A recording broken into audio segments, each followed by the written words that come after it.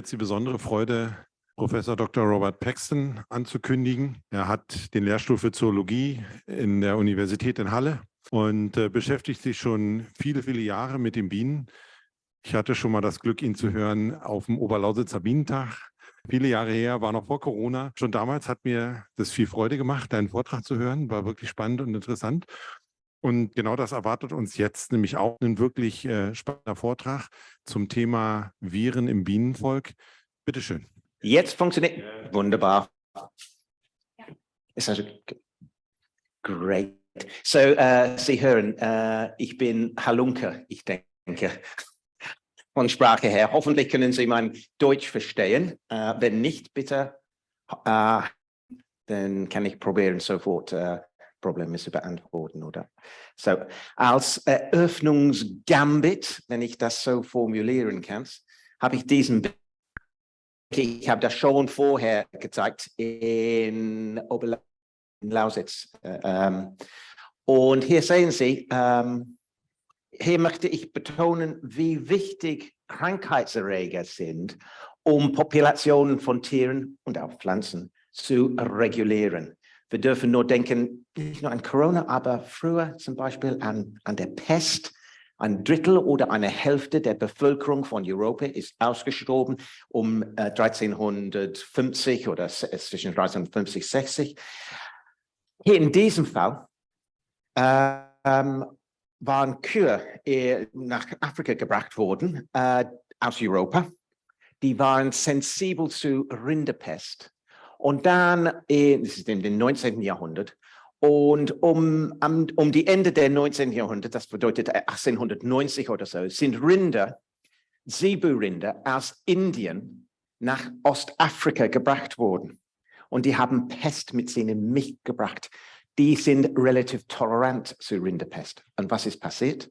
Von den Kühen in Afrika, aus Europa, fast alle, man denkt 95%, aber in Südafrika alle gestorben. Ja. So, die haben hier fehlt mein Deutsch, ein massive Impact, eine einträchtliche, wie sagt man, beträchtliche Impact auf Wirtstieren. Und mit dieser Idee gucken wir weiter an Honigbienen. Nun, hier sind einige Bilder, die aufgenommen worden sind, als in Amerika die große Probleme hatten mit Verlust von Bienenstöcken. Das war 2006, 2007 oder 6, 7 war das über Winter. Und wir hören ständig im Radio, Fernseher von gemäßigten Gebieten, wie hoch die Verluste von Völkern sind. Heutzutage gegenüber zum Beispiel 50 Jahre vorher, bevor Varroa vorhanden war. Und ich denke, ich würde sagen, in der Wissenschaft ist es eher angenommen, zumindest für in gemäßigten Gebieten, wo man Honigbienen hat, westliche Honigbienen, unsere Apis mellifera, westliche Honigbienen, was wir haben hier in Deutschland. Das Number One Problem, wie wir gehört haben von Dietmar, sind Varroa-Milben. Und nicht unbedingt Varroa-Milben, weil sie saugen Hämolymph, Blut von Bienen, aber weil sie Viren übertragen. Und die führen zum Beispiel zu gekrüppelten Flügeln und so. Und töten auch die Bienen. So, Viren sind parasitisch, sie sind Pathogene, die leben von lebendigen Zellen. So, sie sind schädlich, keine Frage. So, Problem Nummer 1 denn für die Imkerei, Varroa-Milben. Und Varroa-Milben weltweit verbreitet. Und hier ist eine Karte, das ist ein bisschen alt, rot, wo Varroa-Milben vorhanden sind. Obwohl Asien hierher kam. Nun, jemand wird sagen, excuse me, Robert, Australien ist blau, es ist jetzt rot. Vor, ich denke, 6 Monaten, ich denke, ist es so. Wie weit sich aus, sich nicht, aber so oder so ist es schon da. Und die werden sie wahrscheinlich nicht rausrotten von Australien. Es ist jetzt Schluss. So, Ich interessiere mich für Viren, weil ich denke, dass sie eine wichtige Rolle spielen. Help, Lisa. So, ich denke, dass Viren eine sehr wichtige Rolle, nicht nur Varroa-Milben. Und ich muss sagen, das war, als ich in Großbritannien war, das war in 1995 oder so, habe ich mit Imkern gesprochen und einiges gekommen, haben gesagt, listen, Robert, das Problem, wir haben jetzt 94 sind Varroa in Großbritannien entdeckt. Aber die Imker, die haben mir jetzt gesagt, Robert, es ist nicht die Varroa selbst, es ist die Viren, die sie übertragen. Sie sollten darauf achten. Und damals hatte ich nicht die Gelegenheit, junger Postdoc. Aber seitdem, so als ich in Belfast war, mit diesem habe ich mich beschäftigt, warum sterben so viele Bienenvölker? Und ich habe gedacht, es könnte sein, dass es, weil in Amerika vor allem, weil es um Varroa sich handelt, es war relativ neu in USA und vielleicht auch mit den Viren. Thank you, Lisa. Das war. Haben wir Punkte? Ich weiß nicht, was passiert ist. Okay. So habe ich gedacht, okay, ich erforsche jetzt Viren, die bei Varroa vorkommen, um zu entdecken, ob die so eine wichtige Rolle spielen und verantwortlich für diese erhöhte Verlust von Honigbienen. Für mich ist kein Problem, aber für Sie, Entschuldigung. Wahrscheinlich ist. So.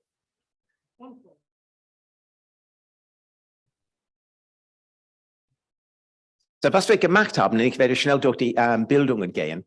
Wir haben denn innerhalb eines EU-Projektes damals, 2010, 11, haben wir Standorten beprobt, Honigbienen von Standorten beprobt, in dem, danke schön, Lisa, in dem Varroa-Milben vorhanden waren oder nicht vorhanden waren. Und Sie sehen in Rot diese Punkte, wo Varroa-Milben vorhanden sind, in grün die benachbarten Standorten, wo damals Varroa nicht vorhanden war. Jetzt ist es im Südinsel von Neuseeland, aber damals war das nicht. Sie sehen 4 Standorten. Über 600 Völker haben wir beprobt. Das ist eine riesige Anzahl von Honigbienenvölkern. Und wir haben die nach Viren untersucht. Und ich muss sagen, ich bin nicht zu diesen Ländern geflogen, leider. Oder vielleicht besser nicht so, wäre umweltbedenklich. Aber viele Kollegen haben mitbewirkt beim Studium. Und was Sie sehen hier sind die Ergebnisse. Nun, die sind, ich denke, auf Deutsch heißen sie Toten, richtig, Toten, ja. Und in Schwarz, was Sie sehen, sind die Anzahl oder die Proportion, die Prozentzahl von Völkern, die infiziert worden sind, und in Weiß, die nicht infiziert worden sind. Und das ist für Black Queen Cell Virus, Schwarzkönigin-Zellenvirus hier unten. Und wir haben was man denkt, die häufigste Viren bei Honigbienen angeschaut. Nun, die sind von all diesen Standorten, 4 Standorten in grün, die ohne und unten die mit Varroa infiziert. So, das bedeutet Ergebnisse von über 600 Völkern. Und was man sieht, ist diese untere Reihe hier ist viel schwarzer als diese obere Reihe. Bedeutet, wenn Varroa vorhanden sind viele Krankheitserreger häufiger im Volk. Ja. Und das ist signifikant. 2, die ich nennen möchte, Krüppelflügelvirus, Deformed DWV-A, DWV-B. Die sind 2 Genotypen von Krüppelflügelvirus, die relativ häufiger sind mit Varroa-Milben gegenüber ohne Varroa-Milben. So, erster Punkt, man hat Varroa im Volk, man wird mehr Krankheiten im Volk haben, die man Nun, wir haben sogenannte qPCR. Ich werde nicht auf die Details eingehen. Lisa hat das wunderschön heute Morgen gemacht. Aber ich werde nur sagen, wir haben die von Viren auch gemessen. Und ich denke, wenn ich sage qPCR, dann denkt man, oh, Corona, qPCR-Test. Ah ja, PCR-Test. Genau diese Test haben wir verwendet, um zu quantifizieren, wie viele Viren vorhanden sind. Und was Sie sehen, jetzt all diese 300 oder so Völker, die Belastung können Sie nicht hier lesen, aber es ist niedriger, als wenn man mit Varroa ist, von ungefähr 300 Völker mit Varroa. So, das bedeutet, ja, man hat nicht nur mehr Viren, aber man hat eine hohe Belastung pro Virus auch. Und wenn wir das teilen auf den 14 Viren, das wahrscheinlich ist es nicht sehbar, aber wir sehen, dass ein Virus vor allem eine hohe Belastung hat in den Völkern mit Varroa als ohne Varroa. Und das ist Krüppelflügelvirus Typ A, okay, Genotyp A. So, zusammengefasst von diesen Daten, was können wir sagen? Problematisch denn mit Varroa, weil Varroa jetzt vorhanden ist, und ich gehe davon aus, es ist in allen Völkern in Deutschland, das bedeutet auch in unserer Völker, auch wenn wir das nicht finden können. Es ist irgendwo da, in allen Völkern. Das Problem ist mit vor allem Krüppelflügelvirus Typ A. Typ B damals war nicht so häufig vorhanden, 2010, 11, als wir das beprobt haben. Aber Krüppelflügelvirus Typ A, Königin-Zelle-Virus vielleicht, aber es ist eine hohe Belastung und kommt hohe Belastung hier. Und eine die Wahrscheinlichkeit, dass es vorkommt, es ist höher. Und das ist genauso, was Steve Martin gezeigt hat in 2012, als Varroa-Milben nach Hawaii gekommen sind. Hat gehört, Hawaii hat plötzlich 2009 Varroa-Milben. Er ist sofort dorthin gegangen, hat Honigbienen beprobt von Standorten mit und ohne Varroa-Milben. Und was hat er gefunden? Genauso am rechts sehen Sie diese Pie-Charts, diese Torten, Diagramms. Man sieht, es ist genauso dasselbe. Nur hat er nur ein Virus angeschaut, Krüppelflügelvirus. Er wusste schon, hat mit Varroa was zu tun. Die anderen Viren wusste er nicht, oder die meisten. Wir haben gezeigt, tatsächlich ist es nur es ist meistens Krüppelflügel, die mit Varroa-Milben verbunden sind. So, ich sage kurz ein paar Wörter. Krüppelflügelvirus, denn ist ja so ein bisschen wie Corona, indem es ein positiv einzelstringiger RNA-Virus ist sehr kurz, nur 10.000 Basenpaaren lang. Corona ist 3-mal so länger und viel komplizierter, ist viel, wie sagt man, sophisticated als Virus, hat viele Eigenschaften, um den Wirt zu überstehen. Krüppelflügelvirus ist wie viele von diesen Insektenviren sehr kurz und amplifiziert schnell und hohe Mutationsrate. Vermutlich eine schnelle Anpassung an Wirten auch. Und es kommt in 2 Formen vor. So, ich sage das nur kurz. Es gibt 2 Formen, Krüppelflügelvirus und Typ B. 2 Formen, die heutzutage weit verbreitet sind in Deutschland, aber auch auf der ganzen Welt. Nun, wir hatten eine Frage. Okay, so wir haben Krüppelflügelvirus gefunden, aber beeinträchtigt es die Völker? Die Frage war, was passiert, wenn Völker Krüppelflügelvirus haben, gegenüber die sind ohne? Und da haben wir einen Versuch, es war kein Experiment, es ist ein Versuch durchgeführt. Sie wissen alle, wo Schwarzwald ist. Und wir haben das war mit den Peter Rosenkranz, Eva Frey von Hohenheim, Bieneninstitut in Hohenheim. Und wir sind zum Schwarzwald gegangen. That's the joke. Schwarzwald, okay, I'll forget that, okay, good, Entschuldigung. I know it's not worth it, is it? I know, sorry. Und was haben wir getan? Wir haben Peter und Eva haben 28 Völker in 2 Standorten im Schwarzwald organisiert, von 2 Imker. Die sind kontrolliert, das bedeutet, wir haben die sogenannte Liebefeldmethode verwendet, um zu wissen, wie groß die Völker sind, wie viele Bienen vorhanden waren. War das 30.000, 28.000, wie viel Brut waren und wie viel Brut und so weiter. alles kontrolliert im Herbst und dann dieselbe Völker im Frühling nochmal gemessen. Wie viel sind sie geschrumpft? So, wir könnten relativ genau sagen, wie viel sie geschrumpft sind. Natürlich sind sie geschrumpft im Winter. Einige sterben in einem Volk. Aber wir haben auch die Virenbelastung im Herbst und im Frühling gemessen. Und von vielen Viren auch. Und was wir gefunden haben, ist, Krüppelflügelvirus Typ B. Zuerst habe ich gedacht, Typ A ist anscheinend weit verbreitet. Vermutet man, ist es beschrieben worden, aber wir haben nur Typ B gefunden. Und jetzt möchte ich diese Ergebnisse ein bisschen mehr erleuchten. Wir haben links hier, das ist bei Ihnen auch links, ja, Sie sehen, die Völker in Herbst in schwarz sind von diesen 28 Völkern, wie viele waren betroffen mit Krüppelflügelvirus, Typ B? Die meisten. Und wie viel im Frühling? Nur einer. Wo ist Krüppelflügelvirus gegangen? Sie werden mir sagen, weil die Bienen gestorben sind, die infiziert worden sind. Wahrscheinlich.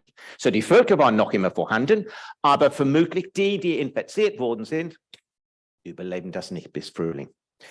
Nun, zweitens, was Sie sehen, in schwarz sind die Belastung von Viren pro Biene. So, wir haben nicht nur eine gesamt 30 Bienen zermörsert und quantifiziert, wie viele Viren vorhanden sind, aber Einzelbienen auch von diesen Völkern.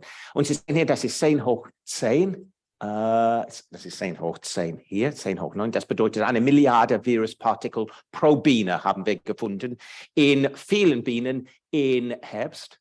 Und im Frühling, wir haben nur ein paar Bienen gefunden mit einer sehr niedrigen Belastung von Viren, das ist 10 hoch 5, 10 hoch 6, 1 Million oder 100.000 Virenpartikel. So, vermutlich macht das die Bienen nicht so krank.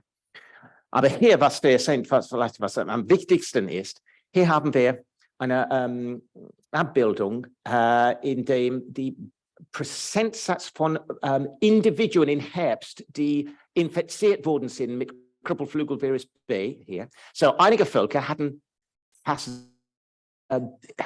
individuelle Honigbienen infiziert und ein Volk hat 80% der Bienen, die individuelle Bienen von einem Volk, die wir analysiert haben, waren infiziert mit Krüppelflügelvirus. Und hier unten am X-Achse ist, wie viel ein Volk geschrumpft worden ist. So bis 70% von dieser Völker hier, die haben 70% der Bienen verloren über Winter. Und einige Völker, das bedeutet diese Seite, die haben nur 10% verloren. Und das ist hier eng, das ist hochsignifikant, korreliert mit der Belastung von Krüppelflügelvirus im Herbst. Das bedeutet, man hat ein Volk im Herbst, die Bienen sind voll mit Krüppelflügelvirus belastet. Es wird entweder sehr, sehr klein im Frühling oder nicht überleben. Gone.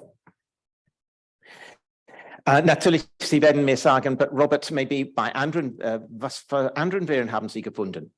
Schwarzkönigin-Virus, Black Queen Cell Virus haben wir auch gefunden. Selbe Muster wie hier oben. Im Herbst waren alle Völker belastet, im Frühling weniger. Allerdings keine Korrelation mit dem Verlust von Honigbienen, Überwinterverlust von Honigbienen innerhalb eines Volkes. Und bei den Nosema-Arten auch keine Korrelation überhaupt. So, das bedeutet für uns, von den Krankheitserregern, die wir gefunden haben in diesen Völkern, Krüppelflügelvirus, Number 1 associate. Und Dietmar ich weiß nicht, wo Dietmar ist, der wird vielleicht sagen, hey Robert, aber Sie haben vergessen, über Varroa zu sprechen. Es stimmt, dass die Belastung von Krüppelflügelvirus ist eng korreliert mit der Anzahl von Varroa-Milben, die im Volk vorhanden sind. Die sind nicht voneinander zu trennen. Ja? Varroa-Milben und Krüppelflügelvirus heutzutage, die sind eng miteinander verbunden, weil die Varroa-Milben übertragen Krüppelflügelvirus. Ja. Okay, so hier haben wir unsere Ergebnisse. Sie werden mir sagen, allerdings, but Robert, das ist nur korrelativ. Sie haben kein Experiment geguckt. Vielleicht gibt es einen anderen Faktor, die auch wie Varroamilben oder was anderes verantwortlich ist für diesen Verlust. Und ich denke, damals, vor 4 Jahren, habe ich auch den Robert Koch, ein great deutscher Wissenschaftler, was hat er gesagt? Was kann man tun, wenn man eine Krankheitserreger hat und man denkt, dass es verantwortlich ist für eine bestimmte Merkmal, Verlust von Honigbienen? Das kann man mit Experimenten durchführen. Man kann diese Pathogene von einem Wirt rausnehmen, kultivieren und zu anderen Wirten angeben, gucken, was passiert mit denen. Das genau haben wir getan. So, die Kausalität tötet die Krüppelflügelvirus Bienen. Und ich muss mich bedanken jetzt bei Mercini, Dino und Vincent, die diese Arbeit durchgeführt haben. Die sind einige Mitglieder der Gruppe, die nicht alle arbeiten an Bienen, aber die 3 sicherlich. Und die haben ein Experiment getan. Wir haben genau das getan. Wir haben von einer Biene, von diesem Schwarzwald, Krüppelflügelvirus B, rausgenommen, von einer Biene in eine Puppe injiziert, das amplifiziert und dann unser Krüppelflügelvirus die waren alle frisch geschlüpfte Honigbienen, individuell injiziert. Wir wussten, wir haben diese Krankheit zu denen gegeben. Natürlich hatten wir Kontrollindividuen, die injiziert worden sind mit nur Puffer oder mit nur sogenannter Bee-Juice, Bienensaft ohne Krankheitserreger. Und wir haben gedacht, ja, es ist komisch, dass Krüppelflügelvirus B nur in Schwarzwald vorkam. Warum haben wir Krüppelflügelvirus A nicht gefunden? Weil A anscheinend weit verbreitet ist. Deshalb haben wir Krüppelflügelvirus A von einer Biene, die wir in England gefangen haben. Da gab es noch immer Krüppelflügelvirus A. Wir haben das genommen, einzelne Biene, Virus rausgenommen, in eine Puppe injiziert, amplifiziert und dann mit Krüppelflügelvirus A das Experiment durchgeführt. Wir haben die Bienen injiziert und einfach gelassen, bis sie gestorben sind. Natürlich gefüttert, aber bis sie gestorben sind. So, es ist experimentell, es ist eine Abstraction von Realität. Es ist nicht im Volk, es ist eine Ableitung von der Realität, aber zumindest können wir sagen, ist Krüppelflügelvirus verantwortlich für die Sterben von Bienen. Und die Ergebnisse sind hier angegeben. So, wir haben die Bienen jeden Tag kontrolliert und gemessen, wie viele sind gestorben. Und natürlich haben wir gemessen, gibt es tatsächlich Krüppelflügelvirus in denen? Es gab viel davon, bis eine Billion von Viruspartikeln in einigen Bienen, von unserer Viruspartikel, die wir gefunden haben. Und was Sie sehen hier jetzt, links ist die Überlebung von Bienen. So, am Anfang des Experiments, 1 bedeutet 100% sind an Tag Not lebendig. Wir haben die eingefügt in den Käfigchen. Und dann haben wir jeden Tag gemessen, wie sind sie überlebt? Ja, sie sind überlebt. Und dann plötzlich, ungefähr am Tag 10, fangen an, einige zu sterben. Nur in Schwarz ist Kontrolle. Das bedeutet, die überleben ungefähr 40 Tage. Stecken Sie Bienen in ein Käfigchen und das ist ganz typisch, die überleben ungefähr 40 Tage. Das hat nichts mit Realität zu tun, wie lange sie überleben draußen, aber in einem Käfigchen, wenn man sie mit Zuckerwasser füttert, alles artifiziell, mit 30 Artgenossinnen in einem Käfigchen, 40 Tage ist typisch. Und was Sie sehen hier ist in Blau, Krüppelflügelvirus Typ A, dann sterben sie, die Hälfte sterben nach 18 Tagen. So, es ist Krüppelflügelvirus A tötet die Bienen und verringert so 30% der Überlebenschancen.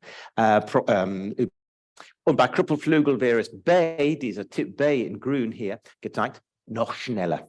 Das bedeutet, was in Schwarzwald vorhanden war ein Virus, Krüppelflügelvirus Typ B, das noch virulenter ist als Krüppelflügelvirus.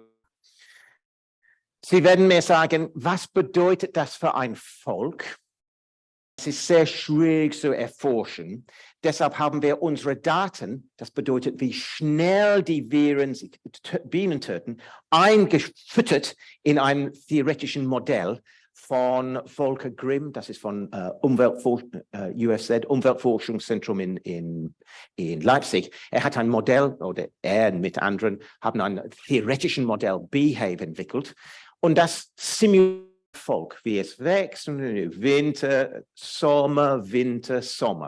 Und man kann da einfüttern, dass dieser Volk den Varroa hat. Und dann geht es ein bisschen niedriger. Und man kann auch einfüttern, jetzt hat das Krüppelflügelvirus A oder Krüppelflügelvirus B. Mit unseren Daten B ein bisschen virulenter als A. Und was passiert? Mit A, und das ist rein theoretisch, nach 4 Jahren ohne Behandlung ist das Volk tot.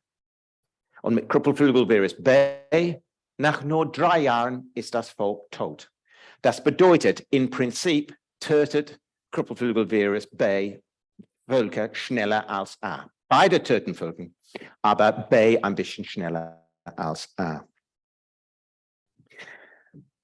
Nun, warum haben wir nur Krüppelflügelvirus B gefunden im Schwarzwald? Hat das etwas mit Schwarzwald zu tun? Es ist, wow, es war ein Rätsel für uns zuerst, dass wir Krüppelflügelvirus A nicht gefunden haben. Wir haben uns gedacht, oh, das ist komisch. Nun, hier habe ich gezeigt, wo Krüppelflügelvirus, wo Varroa vorhanden ist. Und das widerspiegelt, wo wir wissen, dass Krüppelflügelvirus A vorhanden ist, dieser weit verbreitete Genotyp von Krüppelflügelvirus. Ja? So eigentlich ist alles rot, außer einige Inseln, wo in den Hebrides, so einige Standorten sind ohne Varroa-Milben, mit Honigbienen, Apis mellifera, aber ohne Varroa-Milben, aber wenige Standorten auf der ganzen Welt. Und alles vermuten wir, hat auch Krüppelflügelvirus A. Nicht vermuten wir, ist es schon gezeigt worden von Wilford et al. In 2016, dass Krüppelflügelvirus A weltweit verbreitet ist und am häufigsten vorkommt. Nun, warum haben wir B gefunden, dieses anscheinend virulente Vorkommen von B? Hier habe ich Daten gegeben von der Literatur. Typ B, Genotyp B, ist erst 2001 entdeckt worden in den Niederlanden, in Honigbienen und Varroa-Milben. Erst geschrieben 2004, aber und in der Literatur, was ich gefunden habe, das war Arbeit früher dieses Jahr, habe ich in die Literatur geguckt und ja, wer hat Krüppelflügelvirus B gefunden? Was Sie sehen hier in Rot sind die Daten, wenn Krüppelflügelvirus B gefunden worden ist. Eigentlich seit 2004. Es ist von Steve Martin, der in Hawaii war, hat Honigbienen aus einem Tiefkühltruhe in Südafrika geholt. Anscheinend waren sie von 2004. Und er hat die letztes Jahr analysiert und gesagt, oh, Krüppelflügelvirus B anscheinend in 2004 kam in Südafrika vor. So, was Sie sehen hier ist, es gibt eine under recording, wie sagt man, under recording. Man hat das, vielleicht war das schon lange Zeit da, aber man hat das nicht bemerkt, weil man hat das nicht anerkannt. Aber erst anerkannt ist es in Frankreich, in Spanien, in Deutschland 2009, hier in Israel, und Südafrika, die sind alle Standorte, wo die Honigbiene natürlich vorkommt. So, ich gehe davon aus, dass diese Krüppelflügelvirus neue Variante war immer bei unseren Honigbienen. Welche Population, weiß ich nicht, aber irgendwo, wo Honigbienen natürlich vorkommen, westliche Honigbienen, Apis mellifera. Es gab spätere Fundorte von diesen anderen Ländern, erste Fundorte in neuen Ländern. Nun gucken Sie, wie es im neuen Welt und in Asien ist. Erst 2010 in USA entdeckt, Krüppelflügelvirus Genotyp B. Erst 2015 in Brasilien, 15 und 16 in Chile und Argentinien. Das bedeutet, und die haben genug Proben von früher analysiert, das bedeutet, es ist ein Virus, das anscheinend von Apis mellifera, das natürliche Standort, ausgebreitet hat, ist nach Amerika gegangen. Wir haben das dorthin gebracht. Und in China erst 2016 und Indien erst 2015 gefunden. Das bedeutet, wo Apis mellifera nicht natürlich vorkommt, aber gebracht worden ist, kommt es ist es jetzt dort vorhanden. Anscheinend noch nicht in Neuseeland gefunden, obwohl die Varroa haben. Das ist noch immer, ich sage jetzt noch immer Krüppelflügelvirus Typ A. So, das ist die Verbreitung von Krüppelflügelvirus Genotyp B. Diese virulente Form scheint auszubreiten. Könnte es verantwortlich gewesen für diesen Verlust 2006/07 in Philadelphia? Vielleicht. Nun, gucken wir an der Prävalenz, wie häufig Krüppelflügelvirus B vorkommt in Völkern gegenüber A innerhalb eines Landes. Und hier beziehe ich mich auf eine Arbeit von Eugene Ryabov, ist bekannter Wissenschaftler, arbeitet mit Krüppelflügelvirus seit Jahren. Er ist nach Amerika gegangen, er ist jetzt in der USDA in Beltsville, Maryland, hier. Amerikaner ist, hat, I think it's Dennis van Engelsdorp, bekannter Wissenschaftler auch, ihn einen Gefrierschrank gegeben. Hier, Eugene, hier haben die über den letzten 10 Jahren gesammelt, alles eingefroren. Du kannst hier reingucken und erforschen, was du willst. Und er hat alte Proben rausgeholt und neue Proben rausgeholt. Und von 2010 und von 2016. Und 2010, das ist in Blau, was hat er gefunden? Krüppelflügelvirus A, überall. 2 Staaten hat er in jeder Stadt, ein Volk mit Typ B. 2016, alles rot. Oh mein Gott, Krüppelflügelvirus B ist überall vorhanden. Und ich werde die Daten jetzt, das sind seine Daten, habe ich übertragen in diese Abbildungen. Ich finde das einfacher. Von seinen Völkern, 100% aller Völker in Amerika in 2010 hatten Krüppelflügelvirus A in sich. Jeder Volk. That means not one. Ich betone das. Jedes Volk enthält Krüppelflügelvirus A. Und B war fast nicht vorhanden. 2016, Typ A noch immer relativ prävalent, aber Typ B viel prävalenter geworden als früher. Und Sie werden mir sagen, ja, okay, Robert, das ist Amerika. Wie ist es in Deutschland? Right. Hier kommt die Erklärung, warum wir nur Typ B gefunden haben im Schwarzwald. So, ich kenne Dr. Mark Schäfer, er ist zuständig für Bienenkrankheiten für ganz Deutschland. Ja. Hier ist es geschrieben worden, Leiter des Labors, das ist National Reference Labors für Bienenkrankheiten für Deutschland. Und wir arbeiten gemeinsam in einem Projekt und ich habe ich denke, das war ein Jahr vorher, so 10 Monate vorher, habe ich gesagt, Mark, hast du Bienen, alte Bienen in deinem Gefrierschrank oder Tiefkühltruhe? Ja, habe ich. Well, wäre es möglich, diese Krüppelflügelvirus zu analysieren? Das machen wir immer, hat er gesagt. Wir haben die seit 2010 oder so, bekomme ich jedes Jahr hunderte Proben von deutschen Imker, die ihre Völker während des Sommers vielleicht ihre Völker klein geworden sind, die nach Verdacht von Pestizidvergiftung oder so, und die sind nach Julius-Kühn-Institut geschickt worden. Ein Bruchteil von denen sind zu Markt geschickt, falls Parasiten vorhanden sind. Und ich werde Ihnen jetzt zeigen, die Daten, die er mir zur Verfügung gestellt hat. Er hat gesagt, ich habe nur auf Krüppelflügelvirus untersucht. Ja, habe ich gesagt. Aber es ist interessant, wir haben 2 Genotypen und es scheint, als die eine ein bisschen virulenter ist und als wie es sich ausbreitet. 2013 war es seine ersten Daten. Sie sehen von Völkern, die er analysiert hat. Was Sie sehen ist, in Deutschland, das bedeutet, von Völkern, die zusammengebrochen sind oder zu brechen in 2013, die Hälfte hatten A, so noch immer A war vorhanden, aber 99% hatten B in sich. Mein Gott, ist kein Wunder, dass wenn ich in 2010 nur B finde, es ist überall vorhanden. Und das ist eine Überraschung. Ich denke, das war auch für Mark eine Überraschung. Dann hat er in 2019/20 Völker, die ihm in 2019/20 geschickt worden ist, hat er die analysiert. Was hat er gefunden?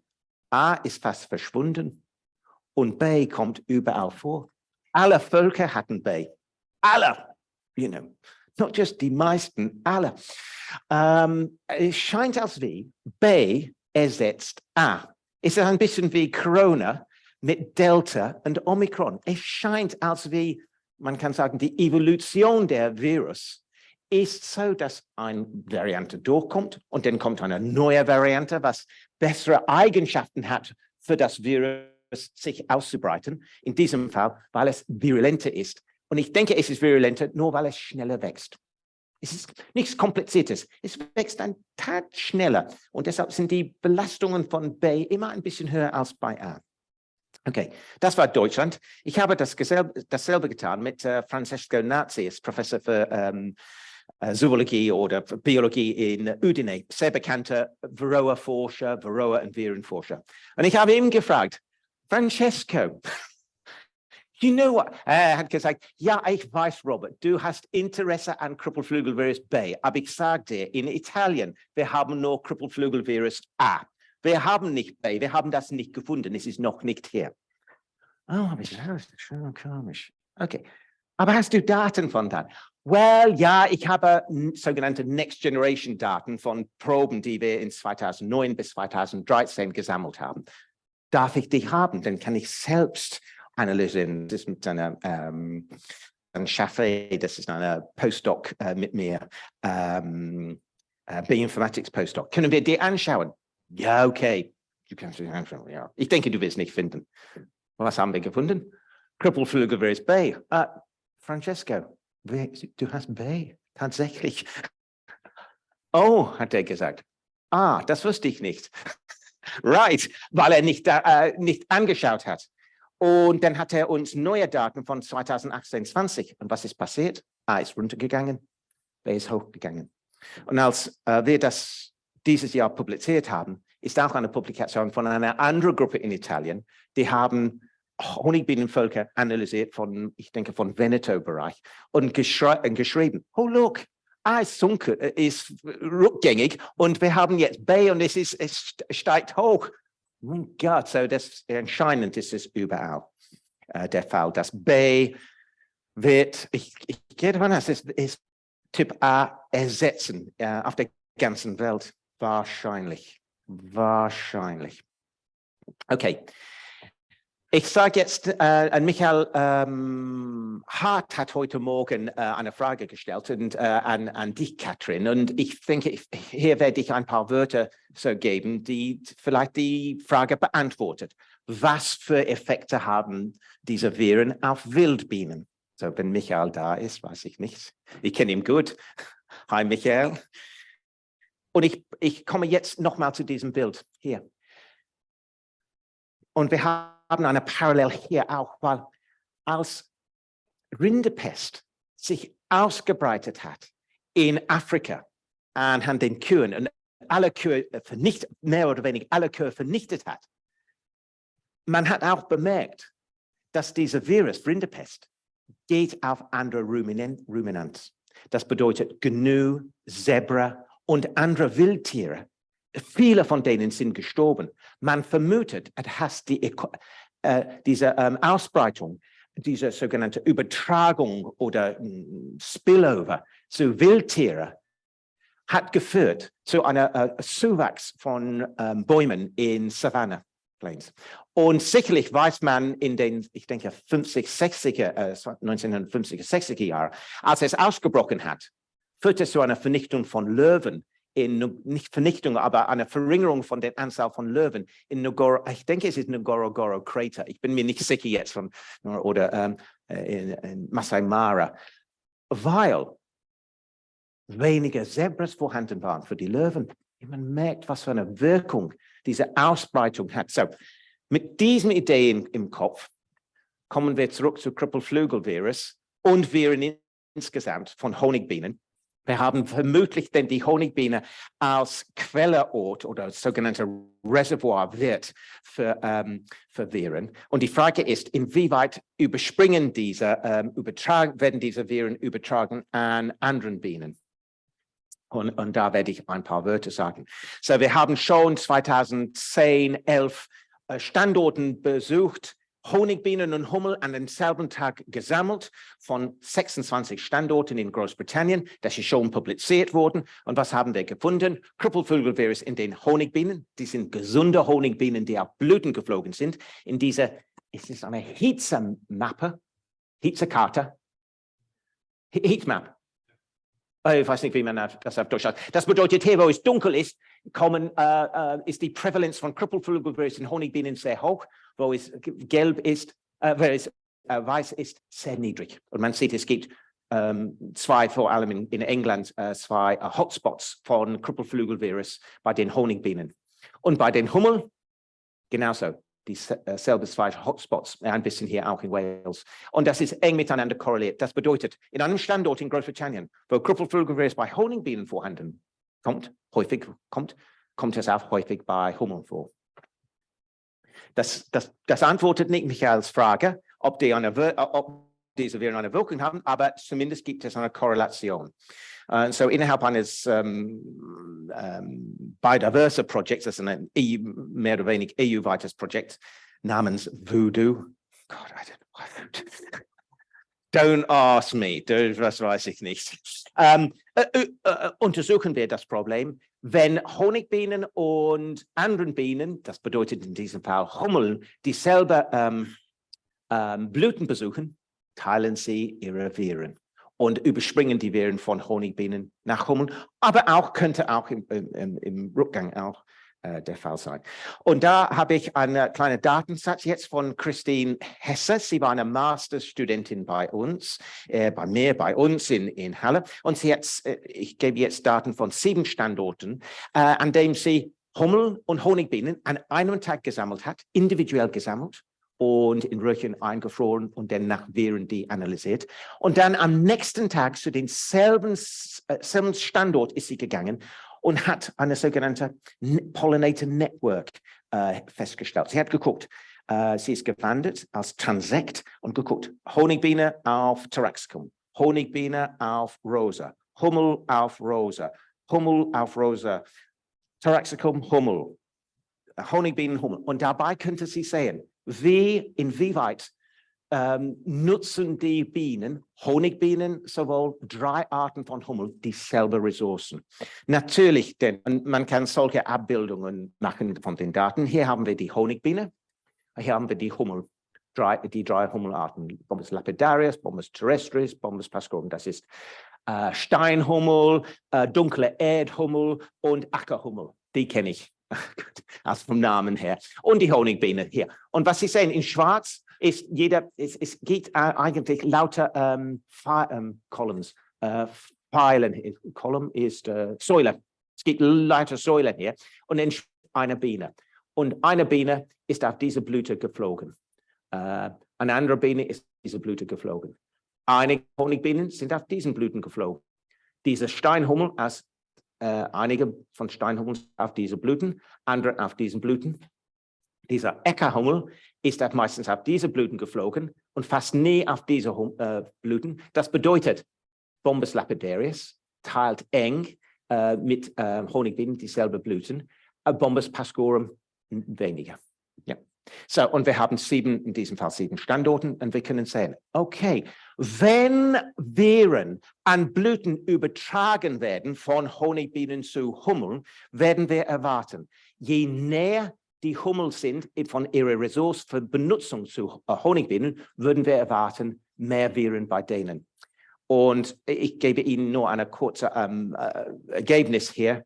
Das ist hier angegeben. Das ist die Belastung von Viren, 2 Viren jetzt hier, pro Hummel gegenüber sogenannte Nische-Überlappung mit Honigbienen. Und das ist hochsignifikant. Sieht nicht so schön aus, diese Abbildung, aber wir haben das mehrfach mit 12 Standorten wiederholt. Und es ist sehr klar. Eine Hummel, die mit Honigbienen überlappt, von den Ressourcen nutzen, in einem Standort, wenn die Honigbiene auch belastet ist mit Viren, die Hummel wird auch belastet. Und meistens Bombus pascorum ist wenig belastet und es hat weniger Überlappung mit den Honigbienen. Ja? So hier sieht man, okay, wahrscheinlich, ist kein Beweis, genauer Beweis, aber es ist Indiz, dass die Teilung von Blüten führt zu einer Teilung auch von den Viren. Vermutlich, weil Hummel bekommen kein Varroa-Milben, aber vermutlich eine Honigbiene kommt hier runter, nimmt was von der Süßigkeit, lässt Saliva her, das werde ich nicht tun, und dann kommt Katrin her, sie guckt mich an, kommt Katrin her, und wenn sie auch eine von diesen nimmt, oh nein, willst du auch meine Krankheitserreger? Oder zumindest bist du exponiert zu meiner Krankheitserreger. Yeah. Dear me, terrible thought. Ich möchte das. Right. Nun, so Michael Harts Frage zu beantworten, wir haben gefragt, was für einen Einfluss haben diese Viren, vor allem Krüppelflügelvirus und beide Genotypen und auch BQCV, Schwarzkönigin-Zellenvirus auf Hummel. Hier möchte ich Anja Tehel erwähnen. Sie ist eine Doktorandin, sie ist vor einigen Monaten fertig mit ihrer Arbeit, abgeschlossen, erfolgreich. Sie hat denn diese Versuche, die wir vorher durchgeführt haben mit Honigbienen, mit Hummel durchgeführt. So, das Experiment sieht so aus. Entweder hat sie die Bienen Hummel injiziert oder sie hat sie gefüttert, weil das ist eher natürlich. Man würde erwarten, dass eine Übertragung zwischen Honigbienen und Hummel findet, indem die Viren dann angenommen werden, gefressen werden und nicht injiziert, weil das wäre nur, wenn Varroa denn eine Rolle hier spielen wird. Und das Varroa sind bei Hummel. So, alle drei Viren hat sie verwendet und Kontrolle natürlich gibt es. Und dann, ja, die Hummel sind gelagert, wir gucken die an, die überleben viel länger als Honigbienen. Das ist eine langwierige Arbeit durchzuführen, weil sie überleben 2-3 Monate. Man muss jeden Tag zu kontrollieren, sind sie lebendig oder nicht. Aber zuerst haben wir unsere Inokula angeschaut. Sie in Honigbienen infizieren, was ich Ihnen vorher gesagt habe, was passiert, das ist Kontrolle. Mit Krüppelflügelvirus A oder B tötet es die Bienen. Okay, so ich kann mit diesen Daten sagen, unsere Inokula waren infektiv, die haben Honigbienen getötet. Die sind von Honigbienen, wir haben sie von Honigbienen ausgenommen. Nun, wie sieht es aus bei den Hummeln? Sie haben hier links beide Seiten Hummel und eingespritzte Hummel. Und was Sie sehen, Kontrolle und die drei Viren, Krüppelflügelvirus, Genotyp B und Black Queen Cell Virus, sind alle hier übereinander. Erkennen Sie keine Ahnung? Ich nicht. Es gibt keine statistische Trennung. Das bedeutet, dass die Hummel sind infiziert. Wir haben das quantifiziert. Rechts ist die Quantifizierung. So, wir haben die injiziert oder gefüttert. Und die hatten die Viren, die wir ihnen gegeben haben. Die haben das in sich und das ist vermehrt auch. Aber sie sind nicht gestorben. Wow. So, das ist eine Antwort denn zu Michael. Zumindest im Labor unter guten Bedingungen sind sie nicht. So, Anja hat gedacht, ja, das ist komisch. Die sind voll mit Viren. Die sind anscheinend, es gibt unterschiedlich zwischen Hummel und Honigbienen. Honigbienen sind anfällig, wenn in derselben Situation Hummel nicht anfällig sind, obwohl sie stockvoll mit Viren sind. So, das ist etwas interessant zu verstehen, zu beantworten, warum Honigbienen vielleicht so anfällig sind. Egal, wir kommen zum weiteren Experiment. Anja hat gedacht, ja, vielleicht wenn die Bedingungen schwierig sind, dann haben diese Viren eine Wirkung auf Hummel. Und hier hat sie ein Experiment durchgeführt, in dem nach 10 Tagen, ich denke, es war 10 Tagen, hat sie Futter von den Hummel weggenommen, sodass die ausgehungert haben, so die hatten Hungernot, und dann gesehen, jetzt sterben sie schneller aus Kontrolle. Und da hat sie einen leichten Effekt. Das bedeutet, wenn ein Hummel nichts zu fressen hat und ist dabei zu sterben, wenn es infiziert mit Krüppelflügelvirus A ist, es ein bisschen schneller als nicht infiziert worden ist. So, die Viren sind beeinträchtigt für Hummel, aber nur in diesen Bedingungen.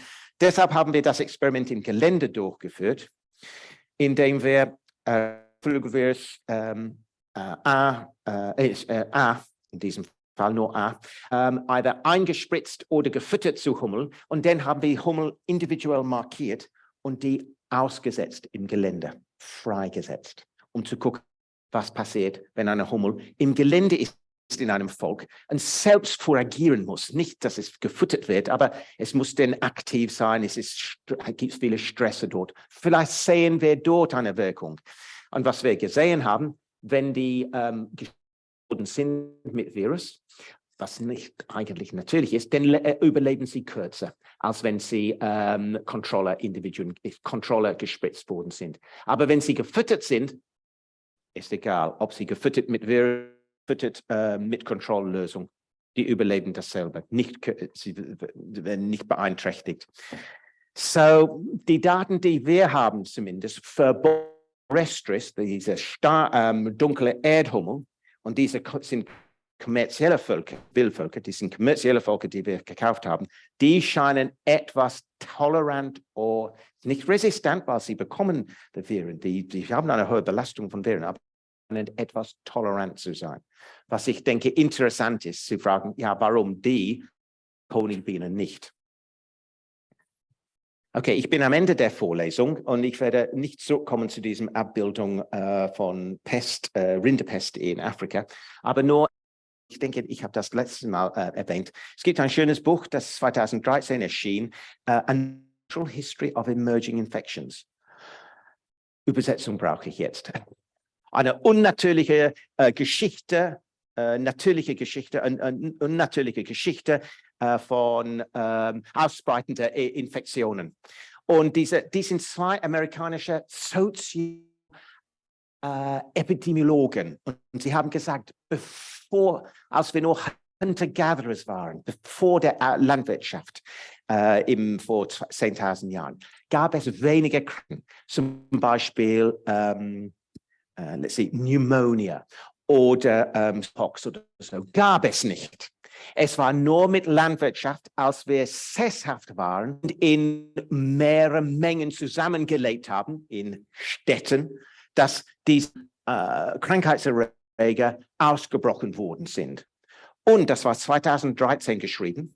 Und sie haben vorhergesagt, wir erwarten in den kommenden Jahren, weil es ist Microbes the ultimate critic of modernity, weil heutzutage wir Menschen leben in großen Städten, eng zusammen und mit schlechter Ernährung, könnte es sein, die sind gute Bedingungen, dass neue Krankheitserreger ausbrechen werden, zum Beispiel Ebola-Virus. Oh mein Gott, ich habe das 2016, als Ebola ausgebrochen ist in Westafrika. Die haben gesagt, es wird wahrscheinlich kommen, Ebola-Virus, Ausbruch. Genau ist das passiert. Und dann West Nile Disease und eine Reihe von anderen Krankheitserregern, die wir haben, aber momentan noch nicht so ausgebreitet worden sind. Und ich kann parallel sehen zu Honigbienen. Und inwieweit denn diese industrielle Imkerei oder die Kaufen, Verkaufen, Versand und so von Honigbienen geführt hat zu diesem Problem, die wir jetzt haben.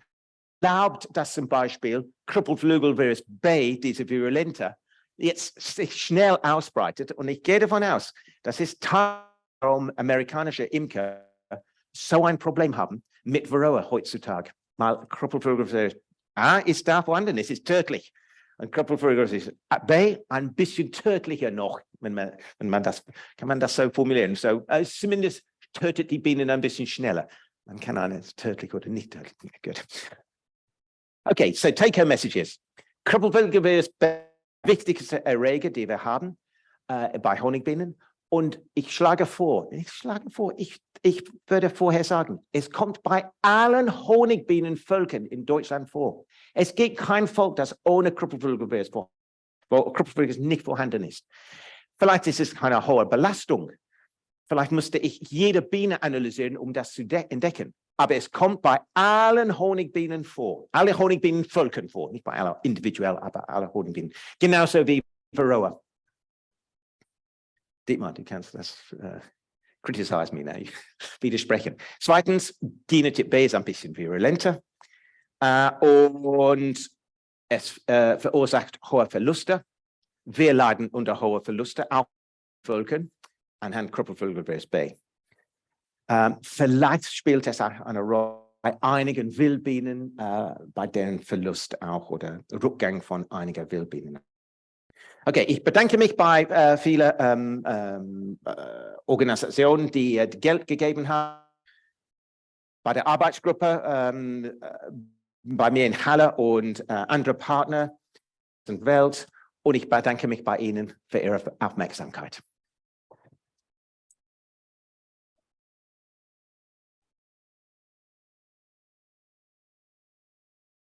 Ein Baum.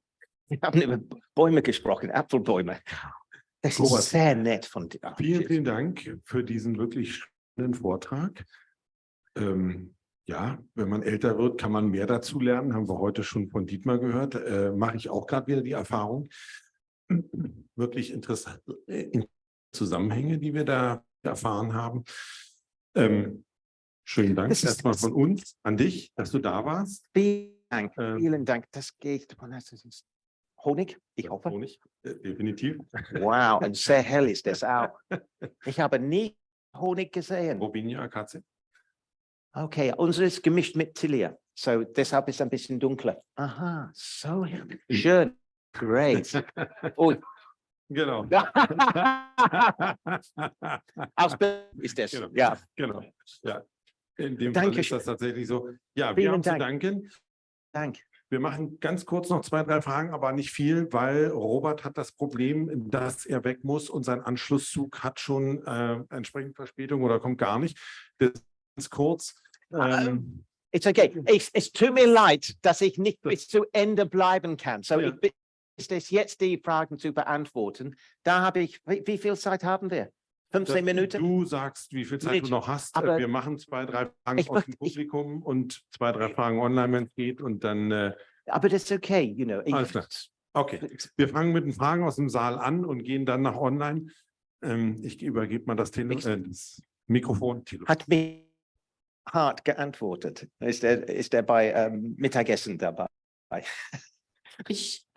Nach den Ausführungen zur Varroa-Milbe und dem Virenbefall, wir betrachten oder Sie betrachten das ja immer aus der Korrelation Virus und Milbe. Ist es möglich, ich bin Imkerin, ich bin keine Wissenschaftlerin, ist es möglich, dass das Virus auch auf den Oberflächen nach dem Auszug der Bienen, nach dem Absterben der Bienen in den Zagen auf den Rähmchen lassen sich gut desinfizieren, Zagen weniger gut. Ist es möglich, dass haben, die nachfolgende Bienenpopulation wiederum infizieren und dass auch dass die Viren sich so extrem schnell vermehren, denn wir Imker dem Zusammenbruch von Völkern nach dem Winter zum Beispiel Futterraben aufheben und später an Ableger, an Schwärme oder wer es auch immer braucht, verfüttern und damit zu einem extensiven Verbreitung der Viren über einen ganz anderen Weg kamen dazu. Und die zweite Frage ist, können möglicherweise Wildbienen, Sie haben immer wieder gesagt, Wildbienen, es gibt keine Varroa auf Wildbienen, aber gibt es tatsächlich keine Virenbelastung von Wildbienen? Den Gedanken habe ich mir bestellt, als es darum ging, einen Wildbienen auf meinem Bienenstand mit zu etablieren und mich zu fragen, beeinflussen die sich gegenseitig in ungünstiger Weise? Vielleicht eine ganz kurze Antwort oder ein Verweis, wenn die Zeit. Virus findet man überall. Und bei Krüppelflügelvirus weiß man schon, dass es mehrere Übertragungswege gibt. Es gibt von Arbeiterin zu Arbeiterin bei der Fütterung.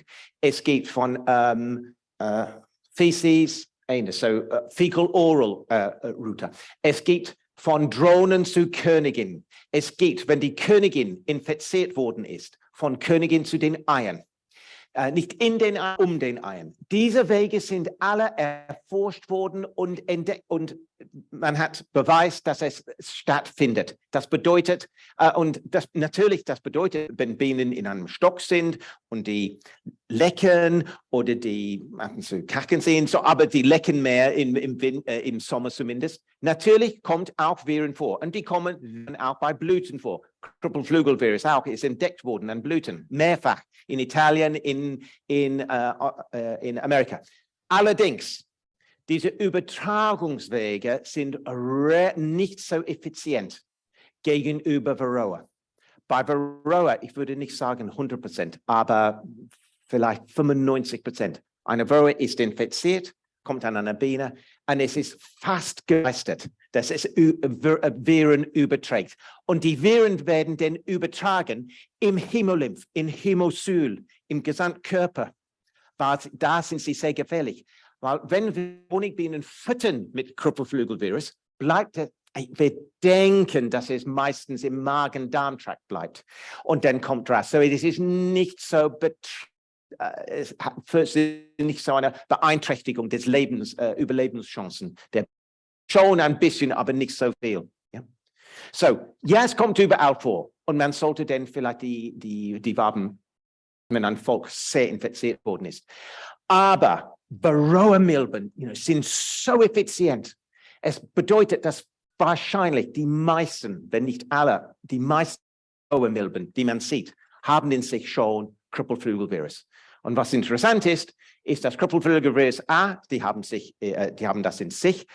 Und anscheinend vermehrt es sich nicht. Das ist neueste Studien von hygienischen und Sebastian Gisder in Hohen-Neuendorf. Aber Krüppelflügelvirus B vermehrt sich in Varroa-Milben auch. Und das könnte auch eine Rolle spielen, warum Krüppelflügelvirus B, diese mehr virulente, sich ausbreitet. Erste Frage. Die zweite Frage um Wildbienen. Und ich bin ein schlechter Student, ich habe das nicht hingeschrieben. Das sollten Sie tun. Ich wissen, ob es eine Übertragung gibt von den Honigbienen. Aus den Wildbienen auf den Honigbienen. Soweit wir wissen, und das bezieht sich Arbeiten von Amerika, es gibt Parasiten wie zum Beispiel Lopmaria oder Crithidia, die auch bei Honigbienen vorkommen, die häufiger bei Wildbienen vorkommen und vermutlich in den gesamten, werden an Blüten übertragen. So, vermutlich auch an Honigbienen. Aber die sind so virulente Parasiten. So, die sind eher Protozoen, die im Magen-Darm-Trakt leben. Ich würde weniger oder kaum Bedenken nicht machen. Interessant ist es bei Hummel. Die meisten Viren, die bei Honigbienen kommen, sind relativ prävalent oder hohe Belastung bei Hummel niedriger. Es entspricht Richtung Honigbienen zu Hummel. Es gibt ein Virus, das andersrum ist. Und das ist Acute Bee Paralysis Virus, APPV. Das finden wir immer. Und bei Honigbienen fast nie. Ab und zu. Und es könnte sein, dass ein Virus, den vielleicht als Reservoir wird, Hummel hat. Und es geht im Rückweg, wird übertragen, denn an Honigbienen, vermutlich, das ist eine Vermutung, die wir erforschen. So, ich werde nicht keine Bedenken machen. Alles klar, danke schön. Wildbienen zu haben. Noch eine Frage da oben.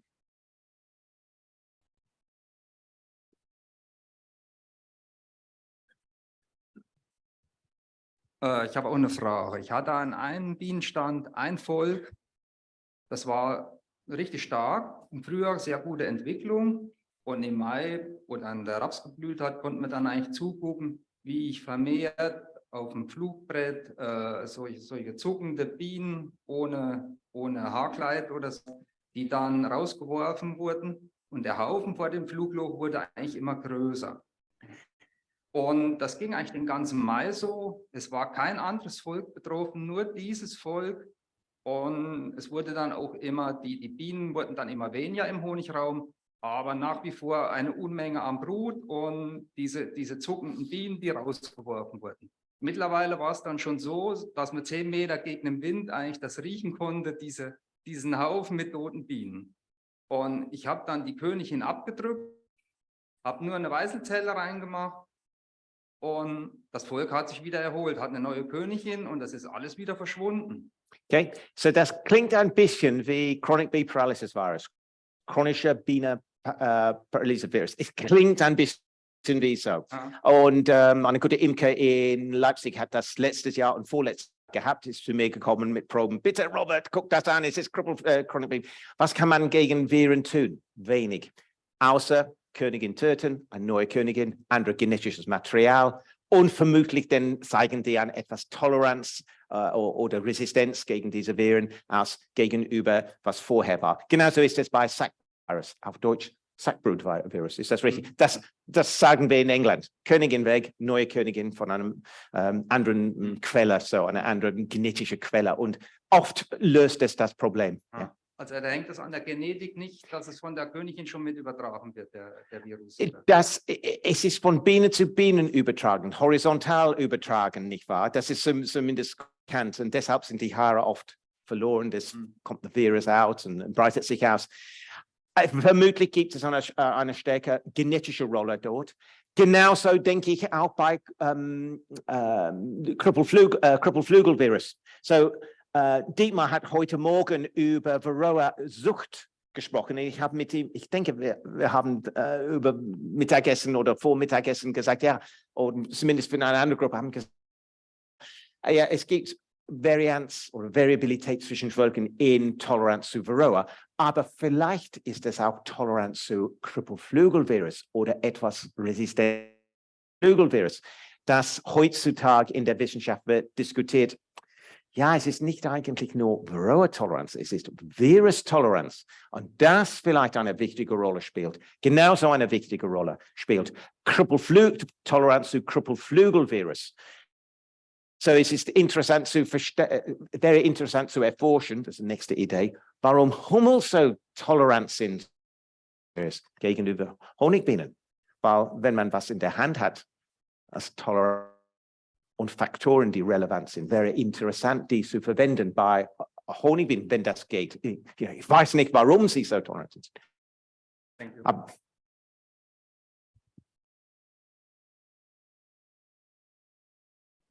Ja, wir machen mit Online-Fragen weiter. Also ich habe zwei Fragen von Online-Forschungen, die lassen sich eventuell verbinden. Das erste ist die Korrelationsgrafik am Anfang zu den Bienenverlusten im Winter. Die hat ja auch ein paar Völker gezeigt, die relativ wenig Krüppelflügelvirus hatten und viele Bienen verloren haben. Was könnte da die Ursache sein? Könnten die andere Viren gehabt haben? Und die zweite Frage von CF dazu war, gab es auch noch andere Untersuchungen mit anderen Bienen als mit der Hummel? So erste Frage, die Korrelation ist nicht so gut. Ich denke, wir haben vielleicht 50% der Varianz erklärt anhand dieser Korrelation oder noch wenig. Und wir könnten genauso gut Ansatz von oder Varianz erklären anhand Varroa. Natürlich kann ich nicht erklären, warum alle Bienen sterben. Es ist nicht nur anhand Krüppelflügelvirus, so das ist nur ein korrelatives Studium und man muss dann die Korrelation anschauen und mit ein bisschen Salz da nehmen und sagen, okay, es gibt eine Korrelation. Scheint als wie dieser Virus vielleicht verbunden ist. Deshalb haben wir das Experiment durchgeführt, um zu zeigen, dass das Virus denn die Bienen wirklich tötet. Anhand Korrelationen kann man nur etwas spekulieren. Ja, so der Fragesteller hat recht. Es ist nur, ja, könnte andere Sachen gewesen. Ich weiß nicht, ob Faulbrut vorhanden war. Ich denke nicht in diesem Fall gerade, aber vielleicht etwas anderes, was sie nicht kontrolliert haben. Ja, sicherlich. So, die zweite Frage war. Die Frage, ob es noch weitere Untersuchungen wegen dieser Punkte gab, also eine Studie zu anderen Wildbienen, ob die sich anstecken können und dann zum Beispiel daran sterben. Okay, ich möchte ein bisschen vorsichtig sein. Ich denke nicht so. Ich denke nicht so. Und das ist eine Lücke, die wir probieren zu erfüllen. Ich kenne mich nicht aus. In Amerika wird es nicht, ja, es gibt schon eine Gruppe in Amerika, die auch mit Hummel arbeiten, Bombus impatiens durch. Es ist ähnlich zu Bombus stressoris bei uns. Aber nicht genau auf diesen Punkt gegangen, wie virulent sind die Viren. weil das ist eine schwierige Fragestellung zu beantworten. Wir sind dabei, das bedeutet ich nicht, aber in diesem Biodiversity-Projekt, Voodoo-Projekt in Polen, mit dem ich kooperiere, die sind dabei, Osmia, Mauerbienen zu untersuchen, jetzt mit Schwarzkönigin-Virus, um zu sehen, inwieweit das beeinträchtigt die Mauerbienen. So, wir sind dabei, die Daten werden dann nächstes Jahr vorhanden sein. Das bedeutet im Frühjahr, wenn wir sehen, wie viel geschlüpft worden sind. So, die sind die ersten, ich denke, von was ich weiß, sind unsere Daten die ersten, die gezeigt haben, was wir diese Viren haben. So, Ja, ich habe noch eine Frage, und zwar zu Wespen und Hornissen. Wespen und Hornissen sind ja die Fressfeinde der Bienen, fressen also Bienen. Überträgt sich der Krüppelvirus auch auf die Wespen und Hornissen? ja, das ist schon in Hawaii vor einigen Jahren untersucht worden. So Steve Martin hat nicht nur die Honigbienen untersucht, aber auch die Ameisen, die herumgelaufen sind, und Wespen und eine Reihe von anderen Insekten. Schmetterlingen sind inzwischen, bei Schmetterlingen findet man Krüppelflügelvirus, bei Schwebfliegen findet man Krüppelflügelvirus. Das sind nicht von unserer Arbeiten, das sind andere Arbeiten von anderen Gruppen. So, sie sind entdeckt worden bei anderen Insekten, Ameisen auch. Kein Wunder, Ameisen fressen Bienen, tote Bienen. Vespa vetulina, auf Deutsch, wie heißt es? Asiatische Hornisse, die jetzt sich ausbreitet, ist schon in Hamburg, ich denke, und noch nicht in Berlin, noch nicht bei uns. Ja, thank goodness. Aber es ist, Krüppelflügelvirus ist bei Vespa vetulina gefunden worden, entweder in Italien oder Frankreich. Ja, das ist erscheinend, es ist eine Insektenvirus, nicht unbedingt eine Honigbienenvirus. Es könnte sein, dass es ursprünglich von woanders gekommen ist. Weil in Asien kommt es nicht. Als Rohrmilben von Asien nach Europa gebracht worden sind, ist Krüppelflügelvirus nicht mitgebracht, anscheinend. Die Phylogenien von Wilford 2016 zeigen, dass Krüppelflügelvirus war immer in Europa, und es ist von uns zurück nach Asien gebracht, als wir Honig exportiert haben, und nach Amerika von uns gegangen. So anscheinend ist Europa oder Europa-Afrika, das bedeutet, wo Honigbienen heimisch sind, ist die Quelle anscheinend von Krüppelflügelvirus. Und weil es so eine hohe Belastung hat bei Honigbienen, ist die Honigbiene heutzutage ein Reservoirwert. Sagt man Reservoirwert für Krüppelflügelvirus. Ich sollte noch ganz richten. Vielen Dank für die Beantwortung der Frage von Michael Hart und viele Grüße. Ich werde ihn am Donnerstag treffen, ich denke Mittwoch, Donnerstag. So, ich muss vorsichtig sein, was ich sage jetzt. So, wunderbar. Ja, Robert, vielen, vielen Dank nochmal. Wir könnten alle gerne noch eine Stunde weiter zuhören, von dem tollen Wissen profitieren. Vielen Dank für deinen Vortrag, war ganz wunderbar. Wir haben uns sehr, sehr gefreut, dass du da warst. Okay, danke schön, vielen Dank. Okay. You know, ich kann nicht so lange hier warten, leider. Und es tut mir leid, dass ich gehen muss, aber ich muss sagen, die Qualität der Vortragen war wunderbar heute Morgen, und Fragen, die gestellt worden sind. You know, can ich sagen, I was really impressed. You know, it's a hohes Niveau von Kenntnisse an das Problem. Really, I'm very impressed. Great. Vielen Danke schön. Robert.